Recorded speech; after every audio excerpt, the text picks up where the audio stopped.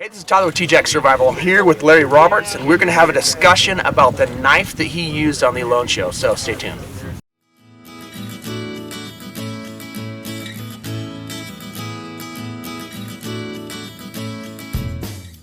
Alright guys, so we're here at Rabbitstick, and I bumped into Larry, and I wanted to talk to him a little bit about knives, because people are constantly asking, what do you use, what's the ultimate knife, and I personally don't know that there's a perfect ultimate knife, but we're going to get his description of what he used, why he chose it, and all that good stuff. Well, what I chose is the LT Wright Genesis, and this knife, I've used this knife for quite a bit before I went out, and for me, this is the perfect bushcraft knife. It may not be the perfect survival knife, it's not the perfect game processing knife, but as far as bushcraft, general woodworking projects, and still capable of doing the other tasks like game processing, things like that. I found this knife, and I do find this knife to be just about the perfect knife, perfect bushcraft knife for me. So I know what bushcraft knives are, where bushcraft is, and you know what it is, but I know I'm going to get questions. So how would we define bushcraft? What exactly is that? Bushcraft is, these things kind of overlap a little bit, but it's got a little bit of survival into it, it's got a little bit of wilderness living into it, it's got a little bit of just plain fun camping type stuff in it, and mostly a lot of woodworking and fire prepping type things, because fire is huge. That was really the main task that we were doing when we were out there with our knives. I mean, we definitely did a lot of other things as well, but feather sticking, just the overall blade length is conducive to making woodworking projects. It's not overly big for a survival type knife. Just, you know, you can whittle up a, you know, different things for like tripods or just shelters, notches for shelters, notches make for all the stuff. Just bow drill notches, just everything. So this is going to excel at bushcraft, but how does it do at skinning? I know that, like I said earlier, I don't think there's a perfect knife for everything. It's kind of like the Subaru Baja. Is it a car? Is it a truck? It doesn't really do one thing well because it does everything. So if this is going to excel at bushcraft, how does it handle when it comes to skinning and all the other stuff? Well, I haven't had to use it to skin a deer with, but I have used other knives, obviously quite a bit, and I can tell it doesn't have a lot of belly. The belly is the curve from approximately right here up into the tip of the blade. And a skinning knife, you want a lot of belly there. It's just a lot of cutting surface so that you can... So basically the angle right here, right? Right. Okay. And when I talk about it, you're right, it probably is right here, but when I talk about it, it's right up in here, because that's... So the arc portion. The arc portion, that's where you use it the most to skin your animal with. And with the rounded edge right there, you get a lot of cutting surface that you can kind of move the knife around and detach the skin from the game animal. But for what I have used it for is processing fish a lot with. And this tip here, you're able to get into the vent of the fish quite easily, and then cut up and gut it. And then also just, it's kind of shaped, not really, but I mean kind of shaped like a fillet knife. So it did work really good as a fillet knife as well. Very good. So what did you primarily eat with that? I mean, was it mostly fish? Mostly fish. The shellfish that I ate a lot of shellfish, did not really need any knife work, so to speak. Pop them open. Right, and then mice. Okay. The mice. Your nemesis. Yeah, my nemesis. I didn't really have to do a ton with the mice. What I did is I took the mouse and I made a little notch in the back of the fur, and then you can just pull the skin apart, and then, you know, if you need just a little tiny bit to get you started, you can gut the animal that way. Okay. But mostly, so when you're eating mice, I know a lot of people haven't done that. How do you process the mouse? You just pull the skin off and eat it? I pulled the skin off and I gutted it, and then I cut the head off, and then I cut the tail off. Okay. So I was just left with basically a miniature little deer. Mini snack. Yeah, mini snack. Nice. So a little bit about the fire. You were in an incredibly wet environment. What fire technique did you primarily use? And what can you suggest people to learn so that when they get into a wet environment like that, like what's the takeaway from that? How to be successful with a fire?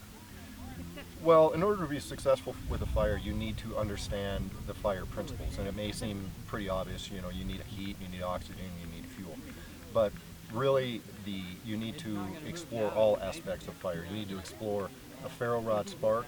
You need to do a coal.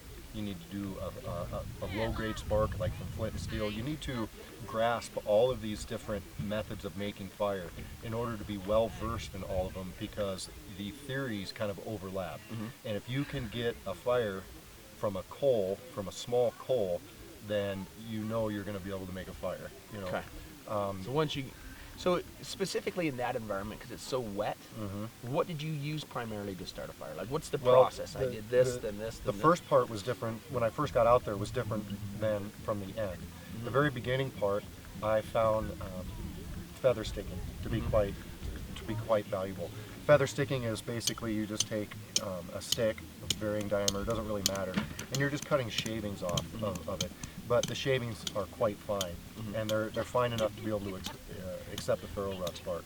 Okay. And when you have standing dead wood out there in a wet environment like that, the outer portion is Rotting. Yeah, it's just soupy. So I was able to take my fingers and just kind of scrape off that really rotten, really wet stuff, cut a stick out, and then do what we call batoning, which is basically taking your log, it would be up like this, put your knife across and just start hammering it through with another stick and breaking and getting to the center core portion of that piece of standing deadwood, which is going to be the driest part out there. Then you get to the very center of that, and then you can make feather sticks, and then you can use your ferro rod and actually start a fire with just the feathers. Yeah. After that, I found a lot of balsam fir, and I was able. Why balsam fir?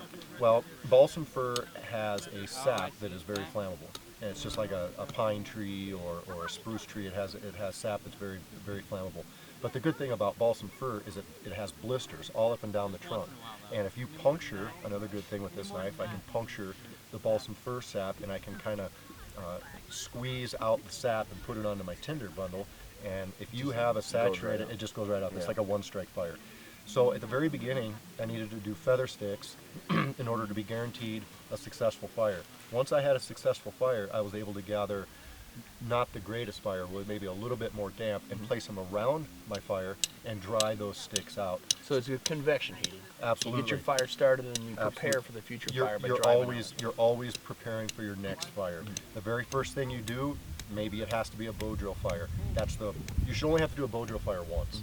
Once you get that fire going, we all wear cotton. I had a cotton bandana. I was making char cloth out there. I was making charred punk wood. I was drying out other sticks and stuff and storing them everywhere. I had out there the cedar trees, you know, they have a lot of hollows and little hidey holes, I call them. I would process firewood and just stuff them in those hidey holes and keep them dry.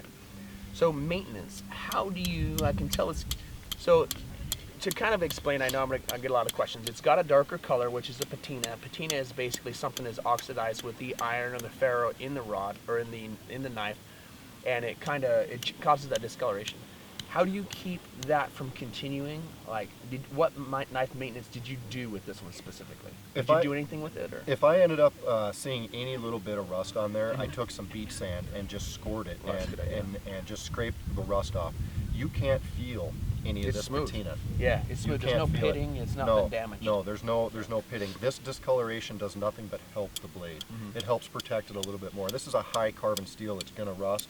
High carbon steel is way better than stainless in my opinion because the edge is much easier to maintain. More flexibility. More flexibility. There's a lot of different things to it. But anyway, this discoloration doesn't hurt at all. But if I were to feel little rough spots or little pittings or something, I would want to get that out of there with some sort of an abrasive substance. Kill it before it starts making a cavity. Basically. So what I did is I just made sure I kept it dry every night. And prior to going out, what I actually did is I soaked and treated my sheath with birch oil. That's a good idea. Right. So I just poured a ton of it. It's absolutely lubricated every time. Exactly. And I poured a bunch of birch oil inside of there as well. So like you notice there was a bunch of, every time I put it in there, there's going to be leather pieces or stuff, and so it almost kind of coats the blade as I put it in there.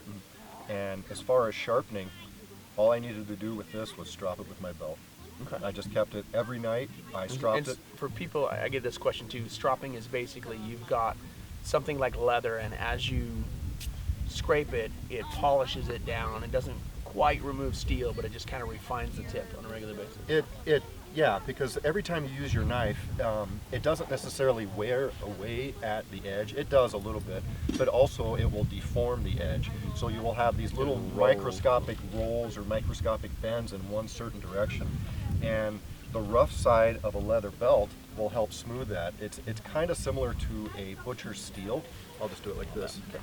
So at night, I'd be in my shelter like this, and I'm in a cramped environment. I would just take it and I would just drop it like this. And even if I didn't use my knife for a few days, what will happen in a wet environment like that is, just like how the outer edge here got a little bit of a tiny bit of rust or a tiny bit of patina, the edge will also get that, and you don't want that. So the stropping will actually remove that. If you look at that, you can see the blade edge itself is very shiny. Yeah, it's still polished very well. Right.